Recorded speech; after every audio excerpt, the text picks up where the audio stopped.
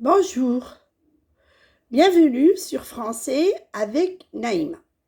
Aujourd'hui, nous allons voir un petit point de grammaire qui est de ou du. Parce que des fois, il faut mettre de et d'autres fois du. Donc, il faut les différencier. Alors, la première chose, qu'est-ce que c'est que de? De est une préposition.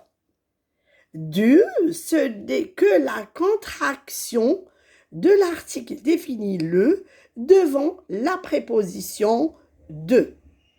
Alors, prenons cet exemple. La veste de Karim. Qu'est-ce que c'est d'abord la veste de Karim? C'est un groupe nominal.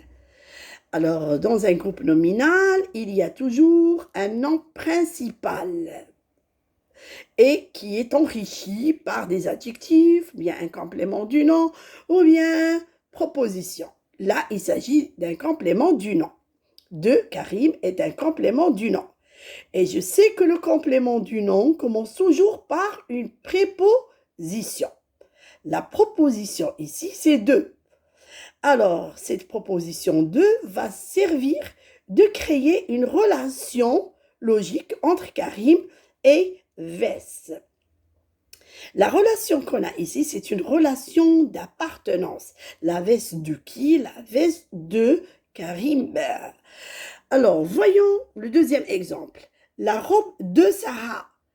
Là, ici, c'est une relation d'appartenance. La robe de qui? De Sarah. La maison de Marie. Là également, il s'agit d'une relation d'appartenance. La voiture de Pierre. Idem. Alors, dans ces exemples, on voit qu'il y a toujours une relation d'appartenance. Donc, quand il y a une relation d'appartenance et que le complément du nom est un nom propre, il faut toujours mettre de et pas d'article. Bien, maintenant, si je remplace Sarah par dame, je sais que dame est un nom commun et pas un nom propre. C'est un nom féminin commençant par une consonne. Alors, la robe de Sarah. Alors là, je vais dire la robe de la dame, puisque dame est un nom commun. Donc, je vais mettre un article défini là, puisque c'est un nom féminin. En revanche, si on a un nom masculin singulier, comme le garçon, alors prenons l'exemple la veste de Karim. Alors on devrait dire la veste de le garçon. Mais comme c'est impossible et que ça n'existe pas et vous ne le verrez jamais de le, donc on va faire la contraction. Le va se contracter devant la préposition de et je vais mettre du, la veste du garçon.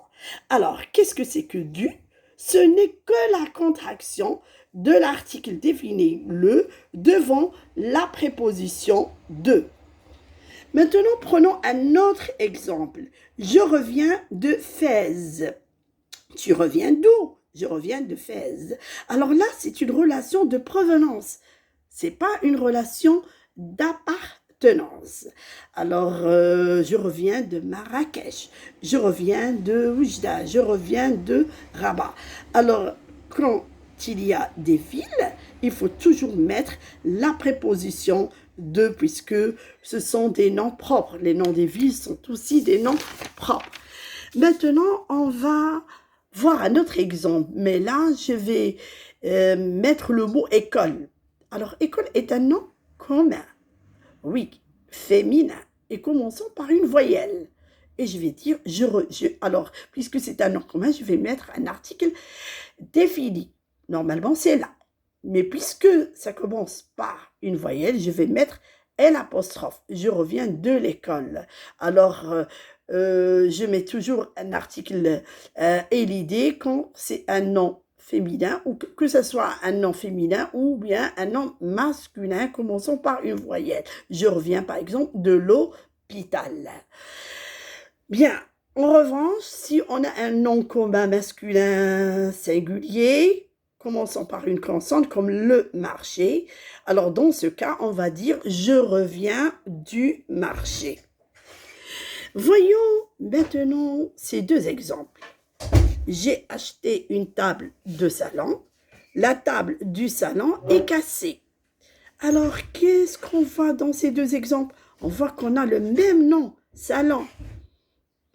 Mais là, j'ai mis la préposition de et là, j'ai mis la préposition du. Alors, pourquoi? On va se demander pourquoi.